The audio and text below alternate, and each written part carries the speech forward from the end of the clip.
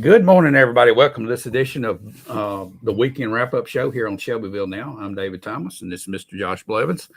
We're here to cover the news that matters. And, Josh, you've got some news that matters right out of the gate. We're going to talk about just a couple things before we go to our first break. Yeah, just want to hit a couple points. I mean, we're local news, but I just wanted to mention you and Bo did a great show earlier this week about what went on with the assassination of Charlie Kirk.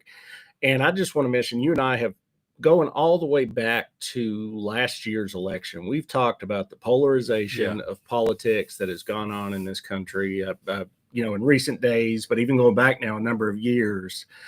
And, there's not a lot you can say about it. I mean, there's been coverage, everywhere about it. Just, we've got to do something to where we don't get our politics so tied up in our, take it so personal. So I deal with different issues, city, local, in particular, because I'm in local government all the time. And you need to still be able to sit down with the person that you may have a disagreement with after the political disagreement, still be able to have lunch with them or absolutely or whatever. Yeah. So because that's how you get stuff done. Actually, that's how you get things. If you have a wall between you, you're never going to get anything done. You're never going to get anywhere. So if you we're not going to agree on every issue. I'm not going to agree with you on every issue. No. But we can still sit down and talk and have a cup of coffee. And you know what? You can be passionate about your beliefs and what you think is right or wrong. And still, after the debate or after the discussion, say, "Hey, let's go get some coffee." Right. Let's go to Southern Cup or whatever. And if you think that if somebody's coming at you too strong or whatever, then you have the opportunity to change the tone of it by the way you respond. Right. Yeah. You don't have to. You don't have to fly right back in. Yeah, and that's the thing. Even at the local level, there's polarization at times. Oh, there is. Like I said, we've covered it, for a long time now, and it's sad, and we need to figure out some way to lower the tone sometimes and get back to some kind of civility. So, speaking of which, I was at breakfast this morning, just real quick at the VFW breakfast, which is always a good time, and ran into somebody there. He just wanted me to mention that as we are sitting here right now at the Lowe's, there's a group of volunteers building bunk beds this morning from 9 to noon. It's a nonprofit, Sleep in Heavenly East is the name of it, but they're building, I think it was 25 bunk beds for kids in town that don't have a bed to sleep on at night. They're sleeping on the floor or something. So just want to give a shout out to them and thank them for what they're doing there. Awesome. So, sounds like a great program. And then busy week. We got a lot to cover that happened in town, but I think we'll hear from our sponsors first, and then we'll dive right in. Yeah, we want to thank our sponsors, Dennis Young Insurance and Leverage Power Washing. We'll be right back after we hear from them. Get the results you want with the personalized service you deserve at Dennis Young Insurance Agency. As a local independent agency, we offer coverage from several different companies, including Erie. So whether it's auto, home, life, personal, or business, we can find the right coverage to meet your unique insurance needs. And with a rate lock advantage, your rates won't go up as long as you do not change drivers, autos, or addresses. Contact us at Dennis Young Insurance Agency, insuring Shelbyville and surrounding areas since 1988.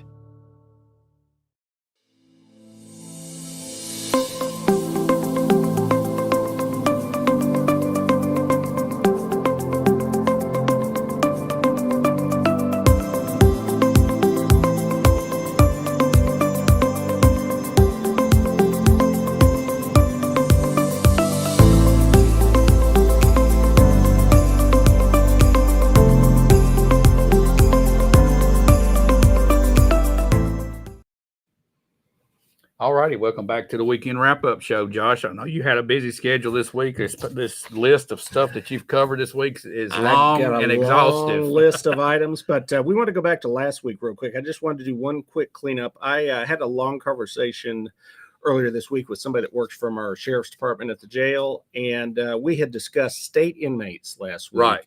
And we didn't really actually define what state inmates was, and he just wanted to make sure that we had clarified that the state doesn't, like, somebody doesn't get convicted of murder in Nashville and get sent to Bedford County to be in our jail as a state inmate. A state inmate just means this is somebody that was already in our jail, that was awaiting trial or somebody from Bedford County, and they get sentenced and they just haven't been moved on to the state prison system yet. So the state isn't shipping a bunch of people in here. There is still the issue of the reimbursement doesn't cover their costs. We also had mentioned some figures from Rutherford County and Davidson County last week. Ours are not, we haven't gotten the final figures yet. They're working on those at finance. Ours are not going to come in as high as Rutherford County. I just did a back of the napkin thing after the show last week, and our actual ongoing costs are running $40 some a day. They've got to work in the capital costs in that. It's going to come in more than what we're being paid, which is the issue. And that was the issue we were raising, which is we're housing people. Yeah. Well, your capital cost has to be figured because it is a cost that we're paying. It's a cost, so it is going to come in more than the $44 a day that we're at, but it's probably not going to come in cost near as much as Nashville. And I understand the argument on the other side as far as, well, we got that cost regardless, but it doesn't matter. You still have to calculate in your cost per inmate. You still have to do it. Yeah, so we'll have more information on that in a couple of weeks, but did want to clarify, particularly the state part. They felt like we didn't talk about what a state inmate is, and that's what it is. They're just one that's just waiting to move on to a. However, we do take other inmates from other counties, and that's actually the issue that the county is working on. They're looking to determine a rate that we want to set for that, so that we are actually recouping our costs if we hold an inmate for another county. And while we're on that, while we're talking to Dale, just real quick, part of that conversation, we get into what's going on with immigration in our jail system. Rutherford County recently signed on to what's called the 287G program. There's actually 3 different levels of that where you can contract with the federal government to do different levels of that. We're not signed on with any level of that at our jail here in Bedford County, but we are participating voluntarily at a level that will be equivalent to the 287G warrant program that Rutherford County just did, which is to say that if somebody comes into our Bedford County jail and they were born outside the United States, their information is transmitted to ICE. They are able to review that and determine if that's somebody that they want to take into federal custody. And then there's a period of time, it's either 48 or 72 hours that they have to come and pick up that inmate and take them into federal custody. The issue with that is that I just learned this week during this conversation was stupid me, not thinking of government. I just assumed that ICE would come down from Nashville where they're at. Right. We're zoned for Chattanooga. Really? So when they send somebody to pick up somebody from Bedford County, we're in the zone that they have to drive all the way from Chattanooga to basically Shelbyville, pick them up, drive all the way back. So they're at a 4 or 5 hour round trip. Government at its finest. Right there. So that's that's the way that system goes. But just want to clear some of that up before we get into the week, which lot going on this week. Monday morning, we had a city pre-planning meeting to start the week off, and there are several new interesting possible developments coming into town. One that I think will get some interest for the area that it's coming into at the end of Richdale Lane, which is right off Fairfield Pike near the bypass. There are 58 acres that they're looking to rezone into an R3 neighborhood. So that would be 7,500 square foot lots that could have either single family or duplex homes on them. And at 7,500 square feet and R3 and 58 acres, you can figure that could be a few hundred homes depending on how they lay that out. It would have connectivity to the bypass. You could also come in from Richdale Lane, and you could also come in from Brown Lane. So this would add a fair number of houses up in an area that's already got a fair number of houses in it. So so what R2 and R3, obviously this square footage of the lots. Yeah, that's a small lot. It's 7,500 square feet is how many of those can you get in an acre? I can't remember, 6 or 7. I don't know. It's quite a few. It's quite a few of those in an acre, 4 or 5. I don't know. I'm not doing the math in my head, but it's a small lot. So we're still going for high density. It's higher density than what would currently be allowed there. So that will have to be reviewed because it's a rezoning. It'll have to be reviewed by both the Planning Commission and the City Council to determine if that's a good idea. In addition, connected to that 58 acres is another 25 acres at that same Fairfield Pike bypass area that they're looking to have annexed into the city. A portion of that would join that neighborhood. Another portion of that will become commercial property if it's approved. So quite a bit going on at Fairfield Pike and the bypass, where obviously we know there's already a lot going on. There was some more discussion. They brought in the preliminary plat of one we talked about recently. They're calling it Victory Park now. This is the little over 12 acres behind Victory Baptist that they're still trying to get 150 townhomes back there. High density. So that is definitely high it's just density. like So, all you hear about is high density. I mean, that's what we talk about so much. And here's the question, Josh, I guess for everybody to answer: is that what we want in the city of Shelbyville? And there has been some pushback on high density for the last 3 or 4 years. Well, the last 3 specifically. There's been some developments that have been pushed back because of the density. Right. All right, so those particular properties versus these properties, what's the difference? We're still in the city limits of Shelbyville, but there's some areas of Shelbyville that high density is more suitable. Do these particular developments fit that category? I don't know, Josh. This is something that y'all got to has to sort be through. hashed out. I heard, because I was at the meeting, I heard some of the discussion with this particular developer. They're not even ready to build this particular development. They're looking to get it passed by the city because they're scared that the standards are going to get so high that they're not going to be able to get as many townhomes in there. They're worried about the bottom line more than quality of life for these residents, which I'm not a big fan of that, but I also understand the business argument on the other side. We've got to make as much as possible. We got to make as much money as possible. So another one that I think is definitely going to bring a lot of discussion, Coney Island Road, which has always been a little bit on the controversial side. There's an additional 3 acres of land in behind those houses that they just built. There ain't no way to build a house on that, Josh. They have come up with some kind of a plan to build, to put in 3 more duplexes behind the houses that have already been built. But in order to do that plan, it does not meet all of our zoning requirements. So they are going to go to the Board of Zoning Appeals and request several variances to pull this off. So, Okay, so you just pile up some dirt, flatten the top of it, and then build a house on and it. build some houses. Okay, and behind other what about houses. erosion? Okay, what about all these things? You're sitting on the, floodplain, and You're you're on going a to try to make it not a floodplain. I'm sorry, water is going to run its course, and I drive by this every day, and I just shake my head and say, how? How did this happen? How did it happen? And now we're going to compound it. And by doing more. better yet, people have bought these houses. Do they not get any type of consultation? Or is it just like, I just got to find something? I don't know, Josh. It's just mind-boggling to me how this can just continue on. This has been, from what I've seen, one of the most controversial developments in town, just because of the floodplain and where it's been positioned. And Josh, and it keeps getting added on. This is what it used to be. I got my back piece of paper right here. Yeah. You build a house right next here, and there might be somebody different build a house next to you back years ago. It wasn't like just one developer you would buy, but you know what? The next person, he would build that house and it would be kind of aligned up with this one. Right. We got this and this and this and this and this. Yeah. They're all not even lined up right. It don't even, it's not even symmetrically eye appealing. Right. It doesn't even look good to the eye. No. So I don't know, man. I'm anxious to see how this one turns out. I don't know how you build it on top of Duck River like that. Yeah. They just keep bringing fill dirt in and they keep wanting to build. So we'll see how this goes. And with that, those are the main ones. I'm not going to list everything that happened pre-planning because we get a lot of other stuff. Those are the ones that I know we'll have much more discussion in the future. So keep an eye out for those. This pre-planning meeting is items that will appear on next month's planning commission agenda. So these won't come back up for about another 7 or 8 weeks, but we'll cover them when they come back around. So Monday morning, I went from that meeting to the Railroad Authority meeting. I sit on the Railroad Authority. We approved unanimously the renaming of the railroad overpass that passes over the bypass right next to Railroad Avenue, and it is going to be called the Senator Jim Tracy Overpass.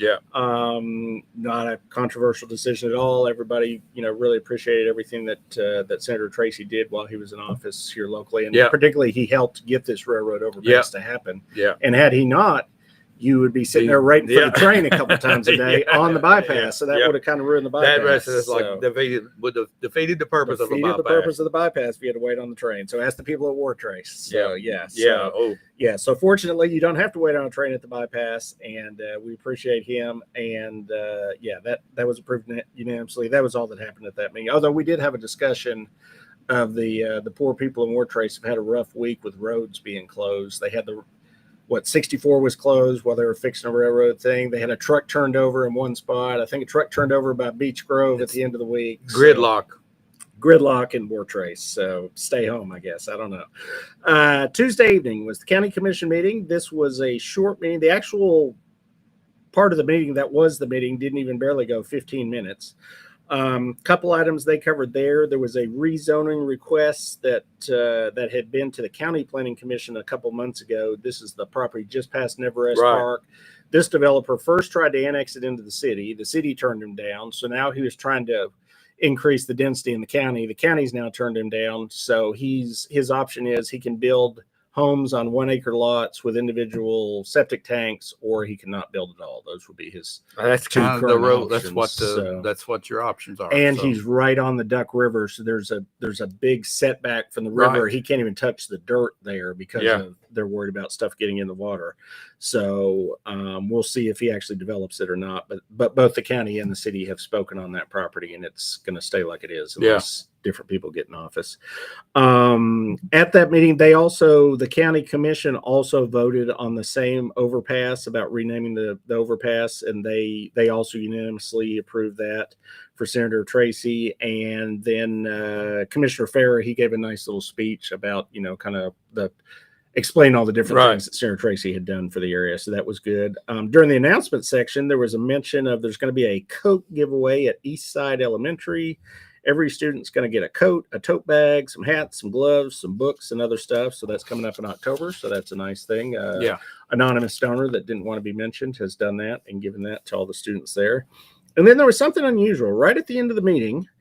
I almost clipped it, but then I decided we've got enough to talk about anyways. But Commissioner Yockey brought back up the RV issue that had kind of died down. We hadn't talked about it in months. it was back in March and April, wasn't it? I think so. Yeah. So I guess she got a complaint from somebody that feels like they dropped the ball and didn't do anything on the RV issue. And she just wanted to mention to everybody that she wasn't happy with how it turned out, and neither was this person. So as far as I know, last we remember that got pushed to the county planning commission. They were going to discuss all this. Yeah, so that's in their hands, and nothing new has been suggested as far as I think know. the idea was that that's a state issue. Some of it was, specifically, I think the state law or whatever the statute is says that if you're going to live in an RV like that, you have to have a septic system or be self-contained. And self-contained means that you have a tank where you're not putting this stuff right into the soil. You're not dumping right into the soil. That's the whole thing, right? That is the TDEC side of it. I think technically what they've said is by state law, I don't think an RV at all meets codes to live in. They've already decided, but they decided it's not a legal. But at the same time, they decided they're going to charge property tax. They're also on the camper. So how can both of those two coexist? It's not legal, but we're going to tax it. Exactly. So that's another thing. All right, that's an interesting thing. But she just wanted to make a statement. She made a statement. I don't know if they're going to do anything more on it. I've not. It's not been on any agenda, so we'll see if it gets brought up again. We got committee meetings coming up next week. Maybe somebody will talk about it again. So Wednesday morning, we mentioned this last week. Cooper Steel had another round of meetings with TIP Strategies out of Austin, Texas. They're the ones that are working on a 50-year plan for Shelbyville and Bedford County to try to move things forward economic development wise. And they came back with a draft, and I don't want to pre-announce their stuff, but I'm going to go ahead and give 3 bullet points anyways. They have some draft goals of trying to enhance quality of place, grow industry and support businesses, and then develop a talent pipeline of skilled workers. So those are kind of the 3 areas that they're going to be focused on. They actually had 3 different sets of meetings of groups of people from the community, from government, from private business that met on Wednesday. And that's kind of the direction they look like they're going to go. They're still working on a final report, and there will be some kind of a big, more public unveiling of this at some point in the future. There's no timeline on that yet. So basically these 3 bullet points, I look at the first one, enhance quality of the place. That's pretty a broad statement of uplifting everything. And there's sub bullets on this. I didn't bring all that, but so when you talk about quality, what are you talking about exactly? I mean, that goes into a lot of different areas, and I can see like beautification. I can see just quality of life in general. And infrastructure was mentioned heavily. Well, honestly, I keep going to those 4 things. I think that if we do well, everything else kind of falls into place. It kind of, and I think that's kind of what this might be talking about. I hope. Yeah. So you could have written the report. You could have given them 4 bullet points, and Well, those away they 4 went, things, so. Josh, I'm telling you, we always seem to like take those things for granted, but those are the basis of our quality. Right. Those Yeah. 4 things. I mean, we can't have a successful community without a peaceful community, and that gets to the top of the list to me. Yeah. Yep. So there'll be more to come from that. We'll be keeping an eye on that. Wednesday evening, same day, went to the beer board meeting and found out some interesting information on a what has become a hot button issue. Yeah. I've gotten in contact a lot about it. The Riverview District, where the city is looking at possibly putting a open container district, possibly on South Spring Street. There was even discussion on the square. But we got some reports back from the city attorney Wednesday evening at the beer board meeting. Did you know that we don't have a strong open container law currently in Shelbyville? Do you know I could take a bottle of Jack Daniels and a bottle of Coke and walk down to the car show in front of the courthouse and pour me a drink and sit there and drink it, and I am breaking no laws. Never would have thought that. But No Josh, laws, let me not a ask you state this. law, not a local Let's law. define for Yeah. the people. Yeah. They might hear the word Riverview District and have something pictured in their mind that might be incorrect. Right. So when you're talking about Riverview District, do we actually have on a map drawn out what Riverview District is at this point? Or is it a concept more than a We have actual- a fairly good idea. And yeah, there have been actually some renderings of it, but basically you're talking from the front corner of what is currently the Glass Hollow Table down South Spring Street and just barely around the corner onto, what is that street behind it there? Whatever the street is behind it there, just barely around the corner. And then there would be something stopping you there. So is it McGrew Street? McGrew, yeah, Yeah, I think it is yeah. McGrew. So yeah, so just barely like a few feet of McGrew, and then back a little bit into the Fly parking lot, because I learned as I paid more attention this week that the actual stage, because they're planning this for live events, and the actual stage setup is more down towards where the old gazebo used to be outside of the Fly Yeah. there. So Okay, so the yeah, Fly, so from there up to that corner. the back around on McGrew and the Fly building itself would not be considered the Riverview District then.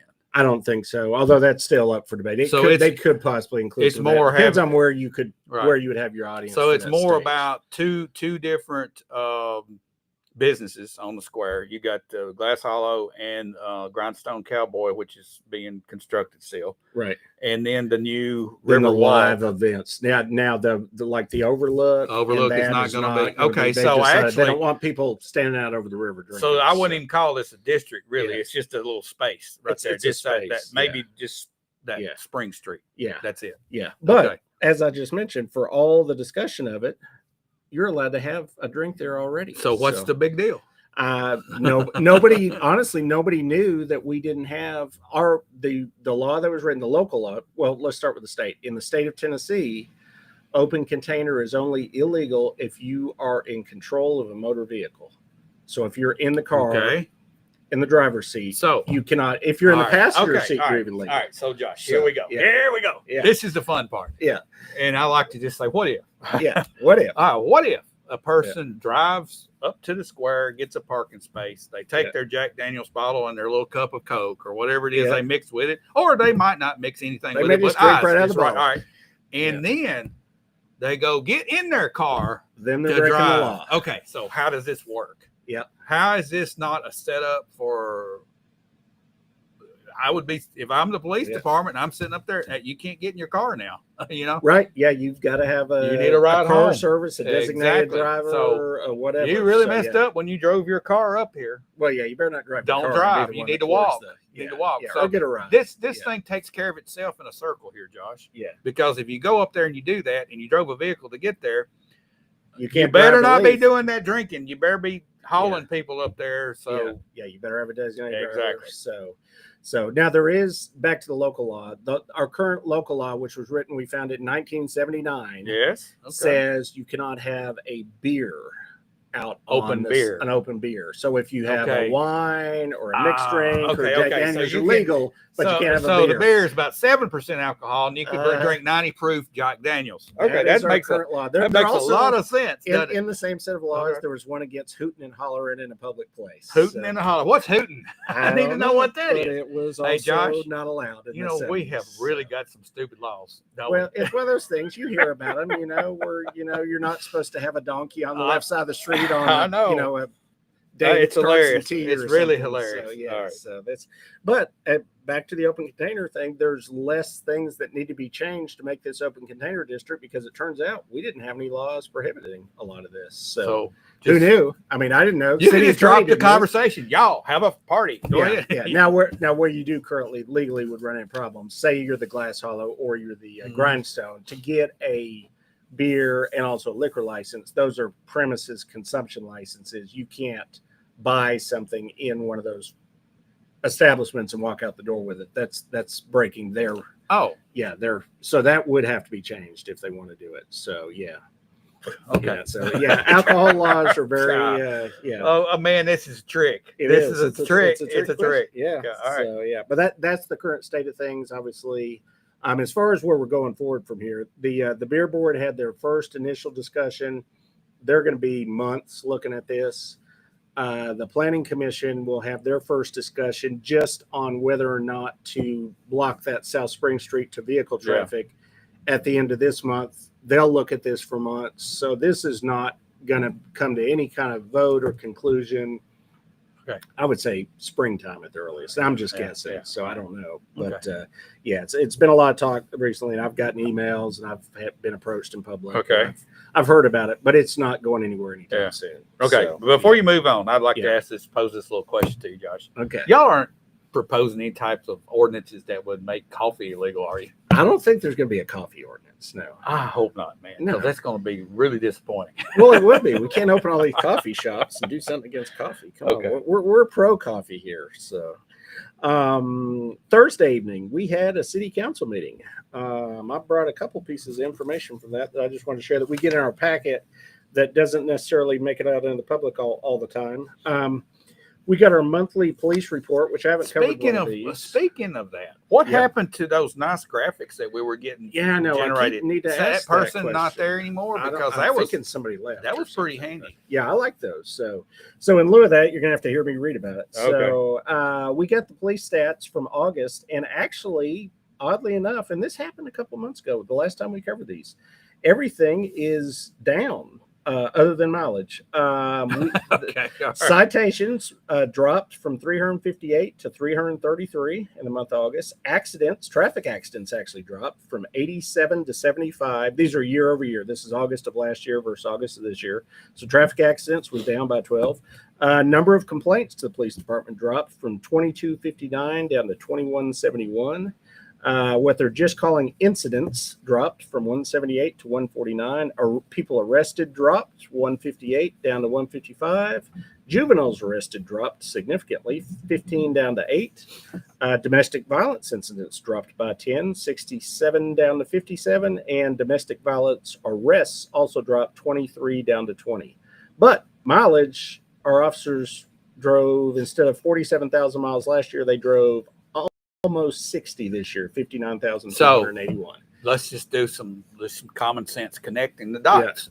More miles, less crime. They're more visible. They're patrolling more. And there's been That's a less logical incidents, deduction. So you Now could I have draw a that. theory Yeah. on the accidents. Yeah. I think now this is just my theory. Okay. I think that people have raised their deductibles on their insurance to the level so they can afford to keep their insurance, that these little fender benders that just a few $100 damage, they just settle it between themselves and don't call the police. That is not a bad theory. Actually, we hear on the scanner a lot of times an officer will get to a wreck and say that both parties talked amongst themselves and decided not to file Exactly. a police So it's report. report because yeah. it's a $500 or $600 or a ding. They're not going and getting that fixed. They're just saying, hey, let's just call it even. Here's $100 or whatever. I think a lot of that's going on now because of the cost of our car insurance. It cost everything. Yeah. tell people about muffins at Kroger's. Let's talk muffins Yeah. at Kroger's, for crying out loud. I That's- didn't make a post on that, but I found that just hilarious. Yes, just real quick since we mentioned it, David sent me a text earlier in the week, and I'm not sure it wasn't a typo, but you found It wasn't a 4 typo. apple streusel muffins. Yes, These are full size muffins. 4 muffins, they're large Tw- muffins. $20. $19.99 $19.99 with your Kroger card. $19.99. Now- Now I thought for sure it was a typo, and it should Okay. have been $9.99. Let You me said set- there was multiple. Let me packages. set the stage. Yeah. We have a friend here at work that will bring us stuff from the Kroger's Deli all the time. Right. And he gets it discounted when it's right on the date. Okay. And he'll bring a cake in, he'll bring cupcakes in, he'll bring muffins in, he'll bring Right. cookies in. Right. And it's always interesting to look at the prices on these. Right. Well, he brought 5 stack. He brought a stack of 5. Yeah. They were all marked $19.99, and there were 4 muffins this big around. Yeah. Normal, full size, good size Tariffs, muffins. Josh. Tariffs. I don't know. What's I don't know what's in there, but the tariffs did that. $5 a muffin. That's So a high dollar muffin right there. That's a It scared me, yeah. So man, we went off on a rabbit trail there, but but that was fun. yeah, back to city issues. Something I mentioned myself. We got the final financial statements for the city for last fiscal year, and these are unaudited still. But the city last year in the general fund came in 12% over budget on revenue, which is a good thing. Came in at $27.75 million. And they came in at 10% under budget on expenses. Very good. However, let me just mention, let's go back 27.7 in revenue, expenses 31.45. There's that upside down move we Yeah. make. Now, just a caveat on that. 7 million of that was transfers to other funds, including capital, and a big chunk of that was not spent because it was the flood pumps and they got pushed another year. Okay. So probably in dollars and cents in the bank account, Okay. we probably came out about close to So a wash. people understand, and I Yeah. want everybody needs to understand this. Our only source of revenue is not city property taxes. Oh, no, we I have got other 4 sources. pages. All right, Or can 3 you pages. Explain where our sources of income come from, and that everything doesn't hinge on a property tax increase, but we also have sales tax, we also have fees, we have Yeah, we won't cover all of them. yeah, but so we- many yeah, of them. Yeah, property tax. We get in lieu of taxes from Shelbyville Power, Shelbyville Housing, Industry, TVA. Those are decent chunks. Okay, to make this 700,000. easy, Josh, Yeah. what percentage of our revenue comes from property taxes, Uh, roughly? Don't make me do math. about 60%? It was a little over $9 million of the 27. Oh wow, not very much then. That's Not- a little over a third, I think. Yeah, so about 40. Yeah. Now, 38%. local option sales tax was $7.3 million. Okay, let's stop right there. Yeah. That's the importance of shopping local. Yes, it is. Well, and on top of that, that's just the local option. We get an additional basically $3 million back from the state, from their state portion of it. We So- got some comments here, and this goes back, and I think this is a good question that Amy has asked. Amy Philpott asked, is there an issue that the city owns the sidewalk and not technically part of the establishment? The city does own the sidewalks of the square. Now, does that come into play on this establishment? container thing? Yes. It does, as far as you being in an establishment, buying a drink and walking outside. Yeah, that is not their premises currently by the law. But as we went back to, if I brought my own drink and stood on the sidewalk in front of Glass Hollow, I'm currently legally allowed to drink it if I'm out there. And, Okay. it's not beer. Okay. Yeah, no all right. beer, It's as long as it's not beer. It's crazy stuff. All right. It's- So that is- sorry to jump that's the there, current but law, I like yeah. to get to the folks that make comments to us Yeah. here pretty quick. And Anita Everson says people are not going to be able to eat soon. They can't afford it. That's, hey, $20 muffins. $20 muffins, Anita. It made me shut my mouth. Yeah, yeah. So yeah, Might Okay. not be a bad thing. Yeah. So. So back to tax revenue. So a little over 9 million in property tax. So with the 7.3 plus the 3 in the state, so you're at 10.3 million just in sales tax. So more sales tax revenue. There you than go, property folks. tax. The importance of shopping local. When we go to Murfreesboro, when we pick up, well, when we get on our phone, a lot of people get on their phone, which I don't understand, and push the little Amazon button. We get That's- that tax. Do we get that We tax? get the Amazon tax. Yes, we do. Yep. You that just is- blew my argument. I just don't want to give up that information. How do we get do the Amazon tax? Amazon, that's all been covered. Yeah, those taxes come back to the location that they were bought. The sales tax does. So Really? it does. That's Yep. an accounting nightmare. It's on the report we get from the trustee. I'm not talking about for you, but not for me. Amazon. Well, for the trustee. All right, but so- we get that report every quarter from the trustee's office. Okay, so all right, don't drive to Murfreesboro. But if Okay? you drive to Murfreesboro, we do not get that. if you don't Yeah. drive to Tullahoma, Yeah. don't drive across Bedford County line. No, outside the city limits. Or is Right, it- outside the yeah, city outside limits, you would the not city limits Get and to buy the city. something. It would go to the county. It needs Yeah. to stay here, and I'm gonna pound the table again. We got so many good local businesses. We need to support those. Yeah. Don't do Amazon anyway. I mean, do it local. We need to keep these businesses Right. here, and Yeah. I'm telling you, it's a struggle. Yeah. Okay. Yeah. it All right. is. So- Sorry. But beyond that, I'm not going to go down the list, but there's literally this many revenue sources that the city does give a lot. A lot of these are small, like, concessions revenue Right, and right. stuff like that. Yeah. But the big ones are the property tax and the sales Right. tax. All right. So the other report that we got, well, we got a bunch of reports, but was also the final hotel motel tax numbers. And we came in 21% above on that, $360,000, and we spent well under our budget there. We spent $323,000, so we came out to the good there as well. Which that ties into something that happened later in the meeting. I'll go ahead and jump to it. We had the option to sign a contract with Retail Strategies for retail development. So that was actually on our consent agenda, thinking nobody would want to talk about it, but I like to stick my nose into things. So I talked about it. So we pulled off the consent agenda. I made two changes to this, which the council agreed to. We're going to pay the entire contract amount, which is $45,000, all from that hotel motel tax money, because we're already running ahead of what we're predicting on that money. And also that's the appropriate place to spend retail development money, is from hotel motel. And then also the contract that was presented to us was 3 years long, but I didn't want it to just run for 3 years. What if we get a year and a half into it and we don't like what they're doing? Yeah. So it had an out option, but there was nothing in there that said it would come back to council. So I made a motion. We're going to review it on an annual basis. The council will, just to make sure that we're getting our $45,000 worth. So yeah, I don't want to give them $45,000. I'm not even going and to get comment nothing. on this one, Josh. Yeah, I'm just not so- going to talk about this one because Yeah. we could go all day. Never mind. Yeah, Go we ahead. could. So, another thing that actually came up before the meeting, and this is, I hope, really going to turn into a special meeting this time, because this has been needing to happen since like May or June or even further back. Actually, this goes back to winter time. Have once again run into a plethora of animal control issues all at once. I've got a rooster opportunity in my ward. What is a rooster opportunity? So I'll just real briefly, we can't obviously give No, anybody's okay. personal information, Yeah. but there is a resident that lives in my ward that is on a very tiny lot, small, like would be in my neighborhood. This is not in my neighborhood, but it's in my side of town. Tiny piece of property. She's put up a bunch of sheds in the backyard and is housing a bunch of roosters and chickens, like many. Definitely 4 roosters for sure, and then a number of chickens. A micro chicken ranch. A small chicken farm on a piece of land that's probably, I'm going to guess, 2/10 of an acre. I didn't actually get a Okay. measurement. So very small. And one of the neighbors has decided that they don't like to hear roosters every morning at 4 a.m., which is what they're currently getting.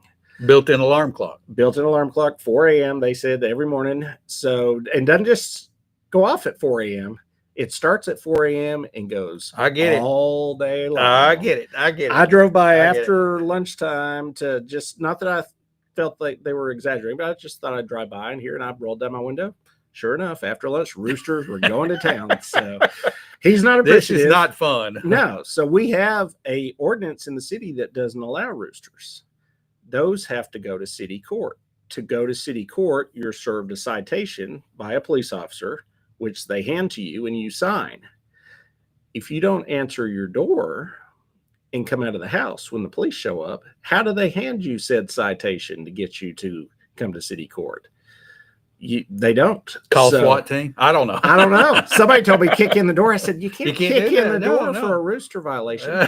So this person has managed to game the system for 3 years 3 years of no 3 answering the years door. by just avoiding contact with the police department. So Wow. So I don't know. That's one of many. We've got Is it one of these similar stuff issues across the city. You just different ignore ways. it. It's just going to go away, right? Is that what this deal is? I guess Seems from that way. their Yeah. standpoint, but the poor guy that's the neighbor that's here in the rooster every morning at 4 a.m. He's at wit's end. I tell you, I'm quite, never mind. I'm not even going to go there, but I'm quite sure that rooster or those roosters would be quiet after a few months if they live next to me. So I've heard that argument from people. And then I'd probably be in trouble. But Yeah. So I don't know, but I mean that's just one of many. We've had the issue of the we'd be eating dogs a lot out of fried chicken. We've had the dogs out in the wintertime. We've had this and that. Yeah. And we've been trying to get. So what's the answer, Josh? I don't know that we have an answer, but we're trying to get at least a meeting to get in with some animal, or animal control people, some rescue groups, and just see if we can find any kind of. And there may be no solutions for any of these problems. So, but while we're not attempting to do anything, we're definitely. Well, what kind of roosters are these actually? Honestly, I couldn't tell you one rooster. Yeah, They're ones that make noise. All right, so there's roosters and there's chickens. So we're Yeah. assuming she's breeding and raising chickens. I guess I don't Maybe. know what she's doing with them, but she's definitely got roosters and she's got chickens as well. She's a farmer.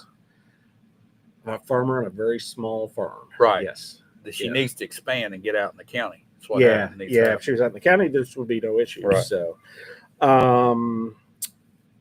another issue that we discussed and voted on, and will come up one more time, was the fireworks ordinance. I think you and I talked about this Yes, last week. we did. This was first reading, so this is not the law after, even though it passed this time. But the current direction we're headed is to expand. Currently, we allow 3 days before the 4th of July to shoot fireworks. And then as soon as the 4th of July is over, you're not allowed to shoot them after that. Which is not to say that anybody follows it anyways. People shoot off fireworks. I'm sure they do it in your area. They do it in my neighborhood. All the time. All the time. But as far as what the law states, you currently have to stop on the 4th. We ran into an issue this year where the 4th fell on a Friday. We had some people in our neighborhood that work Monday through Friday, and they wanted to shoot them off on Saturday, which normally you would do that. Nobody would care, but they shut them off on Saturday. Somebody called 911. The police had to come out. Called 911 after fireworks. They did. Really? They had to shut it down. So we brought a change to this, which would allow 3 days before the 4th, 3 days after the 4th. If you do the math on that, no matter if the 4th falls on a Monday, a Tuesday, a Wednesday, whatever, you get a Friday and a Saturday that you can shoot off your fireworks for 4th of July. Now, I wanted to be, cognizant of the people that care about pets and PTSD and stuff. So I actually reached out to my neighbors. We have a private Facebook group, just the 320 of us or so. And I put out a request to get feedback from all the neighbors to just kind of get some numbers on who stands on which side of the issue. And I don't have that. I'm not going to release any numbers yet. I don't have any final numbers, but so far it's been pretty positive. They're in favor of it. Well, it's good to go that route because you know what your constituents are wanting to do. That's what I want to do. Yeah. I hear strongly from, obviously, on 5th of July, I heard strongly from the people that were upset they got shut down by the police. But then I also hear strongly from the people that have pets that are upset. So I wanted to get some numbers and try to see, which side, people are on that. So, and I may, we did a poll on the entertainment district. I may do a poll on the fireworks at some point as we get closer to voting time, just to see what the whole city feels like on that. We are also at the city applying for a new grant to help with the River Overlook project. This is the one that came in at a certain dollar amount, and then it went up. Then it went up and up, and it's keep going up. It's at like $3.some million. We only have like $1.some million, so we're going back to the state to ask for more money. And then the last item I want to cover at this meeting was we voted to establish, we're calling it an employee benefits committee. I found when I got into council that our health insurance costs had risen to almost 10% of the whole city budget. Right. It had not been bid out in years and years and years. So we're going to go back and just look at both that and the retirement plan that the city's on, and look if there's any way in there that we can save some money for taxpayers, basically, is the whole idea. But not harm what we're giving to our employees either. We don't want to give them, we could save money by giving them, like we were talking about insurance, we give them high deductibles and all that, save them a bunch of money, but that's not going to help anybody. So, but we are going to look for some cost savings there. And then the last thing I wanted to cover, which I believe we may be the first ones covering this. It's not a big thing, but I want to go back to the Uncle Nearest story. There were 2 court filings on Friday that I've not seen anybody talking about yet. The receiver has come back to the judge, and he has started doing his due diligence. And as he dug into their operation, he found a list of 11 different LLCs, corporations, companies connected loosely with Uncle Nearest, but he's not sure if he's allowed to go after any of these assets to help pay for the bills. So he's wanting the judge's opinion. He's wanting the judge's opinion on if any of these 11 companies are in any way tied. 11 different companies. And the ones that I'm going to read just a couple of them because they're actually important to us as the city of Shelbyville.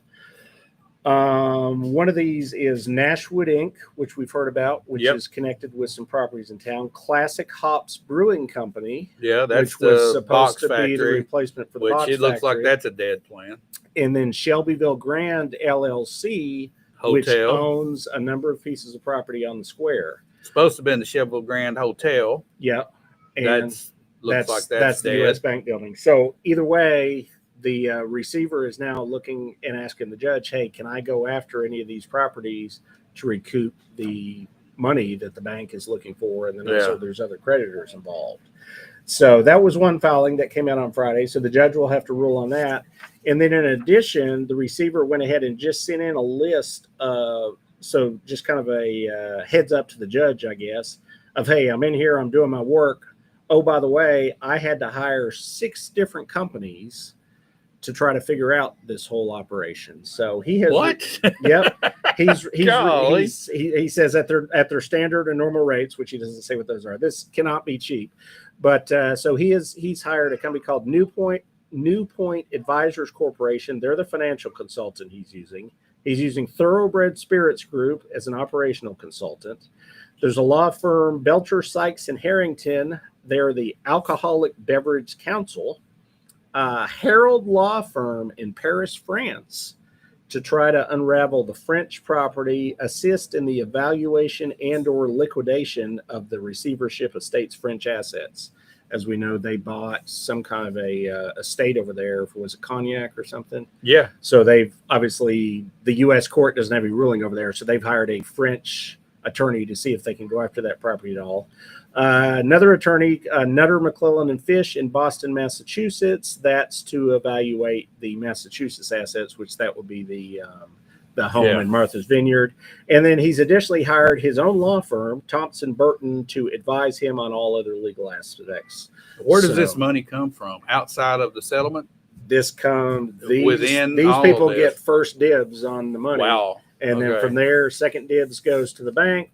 It ain't looking And good, then, Josh. yeah, so there's a lot of hands in the pie. There's a point, big tangled web of companies. Yeah, that list I mean, of it's LLCs. just, we didn't even read them all. Yeah, there's they found one that was just called Uncle Nearest Spurs 6 LLC in Delaware. They're like, it's got the same name. Does this have anything to do with them? They don't even know. Shelbyville Barrel House Barbecue, which that's the restaurant inside the building. That's a separate LLC. They're not allowed.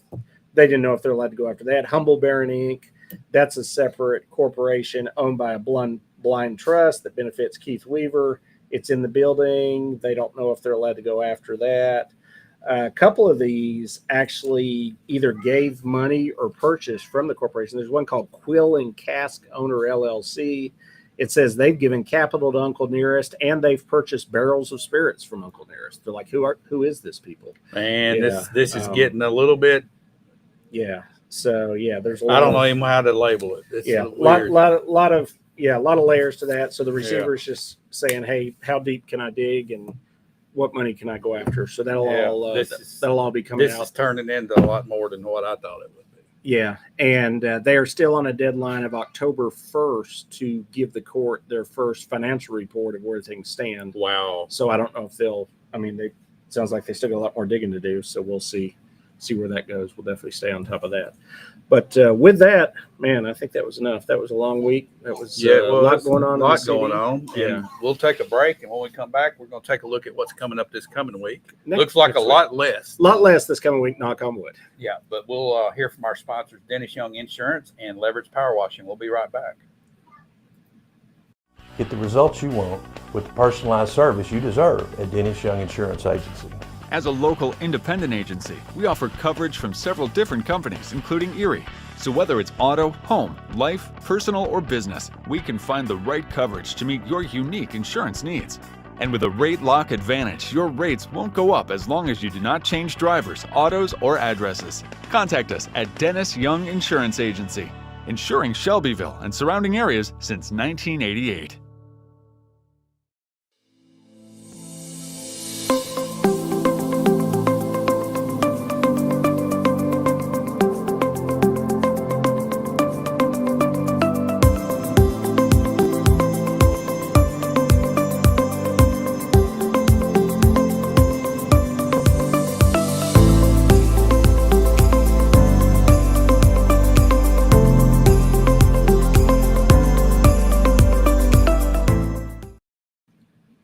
All righty, welcome back in here to the weekend wrap up, and we're going to wrap things up, Josh, by you telling us what's coming up this coming week. In local government here in Bedford County, there are 2 meetings, at least, that I'll be attending this week that are public meetings. Tuesday evening, the county committee meetings are happening at the historic courthouse at 5 o'clock. Normally, by Saturday morning, we would know what's going on there. There have not been agendas last I checked. Last time I checked was obviously yesterday. They could be there by now, but those are normally just reports and stuff that are going to be presented. Yeah. And we'll get something interesting out there, I think, but we'll report on that next week. And then Thursday evening is the monthly school board meeting, and leading into that for the second month in a row is a ribbon cutting. They're going to have the ribbon cutting for the expansion of Liberty. So they will also, the school board will meet at Liberty. So I'll be down there Thursday evening and see what's going on with ribbon cutting and the new addition there at Liberty, and also what's going on in the school system. So, and that's not a terribly busy schedule, but there's a lot going on right there. There's a lot Those going committee on. meetings, you never know what's going to come out of committee left meetings field. could have stuff, and I mean, in a whole week between now and next Saturday, anything could happen. Can happen. So, well, we want to thank everybody for participating today. We had a lot of comments.